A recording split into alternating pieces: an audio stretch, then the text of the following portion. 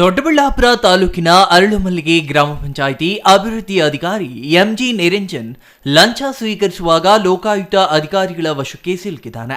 ದೊಡ್ಡಬಳ್ಳಾಪುರ ತಾಲೂಕಿನ ಅರಳುಮಲ್ಲಿಗೆ ಗ್ರಾಮ ಪಂಚಾಯಿತಿ ವ್ಯಾಪ್ತಿಯಲ್ಲಿ ರೆಸ್ಟೋರೆಂಟ್ ಜನರಲ್ ಲೈಸೆನ್ಸ್ ಹೊಂದಿರುವ ನರಸಿಂಹಮೂರ್ತಿ ಎಂಬುವರು ಪರವಾನಗಿ ನವೀಕರಣಕ್ಕೆ ಪಿಡಿಒ ಬಳಿ ಹೋಗಿದ್ದ ವೇಳೆ ಪಿಡಿಒ ಲಂಚಕ್ಕೆ ಬೇಡಿಕೆ ಇಟ್ಟಿದ್ರು ಎನ್ನಲಾಗಿದೆ. ರೆಸ್ಟೋರೆಂಟ್ ಪರವಾನಗಿ ನವೀಕರಿಸಿಕೊಡಲು 5 ಲಕ್ಷ ಲಂಚದ ಹಣಕ್ಕೆ ಪಿಡಿಒ ಬೇಡಿಕೆ ಇಟ್ಟಿದ್ರ. ಕೊನೆಗೂ 3.5 ಲಕ್ಷಕ್ಕೆ ಮಾತುಕತೆಯಾಗಿತ್ತು. ನರಸಿಂಹಮೂರ್ತಿಯವರು ನೀಡಿದ ದೂರಿನ ಮೇರೆಗೆ ಬೆಂಗಳೂರು ಗ್ರಾಮಾಂತರ ಜಿಲ್ಲಾ ಲೋಕಾಯುಕ್ತ ಪೊಲೀಸ್ ಠಾಣೆಯಲ್ಲಿ ಪ್ರಕರಣ ದಾಖಲಾಗಿತ್ತು. ಮಂಗಳವಾರ ಪಿಡಿಒ ನಿರಂಜನ್ ದೊಡ್ಡಬಳ್ಳಾಪುರ ತಾಲೂಕು ಪಂಚಾಯಿತಿ ಆವರಣದಲ್ಲಿರುವ ಉದ್ಯೋಗ ಖಾತ್ರಿ ಯೋಜನೆ ಸಹಾಯಕ ನಿರ್ದೇಶಕರ ಕೊಠಡಿಯಲ್ಲಿ 3.5 ಲಕ್ಷ ಲಂಚದ ಹಣ ಪಡೆಯುವಾಗ ಲೋಕಾಯುಕ್ತ ಪೊಲೀಸರು ದಾಳಿ ನಡೆಸಿ ಅಧಿಕಾರಿಯನ್ನ ವಶಕ್ಕೆ ಪಡೆದಿದ್ದಾರೆ. ಈ ಕುರಿತು ಮಾತನಾಡಿದ ದೂರುದಾರ ನರಸಿಂಹಮೂರ್ತಿ, ನನಗೆ ಹೃದಯ ಶಸ್ತ್ರಚಿಕಿತ್ಸೆಯಾಗಿದೆ. ಬಾರ್ ವ್ಯವಹಾರ ಬಿಟ್ರೆ ನನಗೆ ಬೇರೆ ಉದ್ಯೋಗ ಗೊತ್ತಿಲ್ಲ. ಇದ್ದ ಜಮೀನು ಮಾರಾಟ ಮಾಡಿ ಬಾರ್ ಪರವಾನಗಿ ಪಡೆದಿದ್ದೇನೆ. ಅರಳುಮಲ್ಲಿಗೆ ಪಂಚಾಯಿತಿ ಪಿಡಿಒ ನನ್ನ ಕೆಲಸ ಮಾಡಲು ಕಳೆದ 2 ವರ್ಷಗಳಿಂದ ಸತಾಯಿಸುತ್ತಿದ್ದಾನೆ.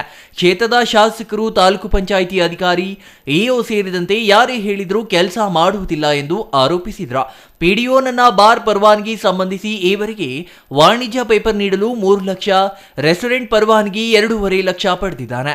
ಈಗ ನವೀಕರಣ ಮಾಡಿಕೊಡಲು 5 ಲಕ್ಷ ಕೇಳಿದ್ದ.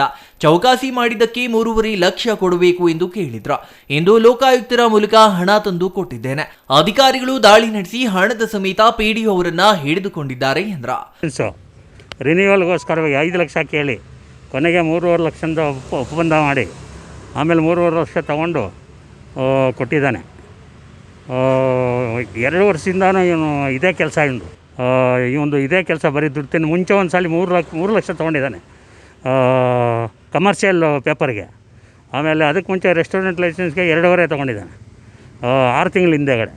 ಅದು ಟೈಮ್ ಬಾರ್ ಆಗಿದ್ದಕ್ಕೆ ಮಾರ್ಚಿಗೆ ತಿರ್ಗಾ ಹೊಸದಾಗಿ ಬೇಕಾಗಿದ್ದಕ್ಕೆ ಈ ಥರ 5 ಲಕ್ಷ ಡಿಮ್ಯಾಂಡ್ ಮಾಡಿದ್ದ. 3.5 ಲಕ್ಷ ಕೊಟ್ಟು ಇದು ಮಾಡಿದ್ದಾನೆ. Mahesh, CTV news, Doddaballapura.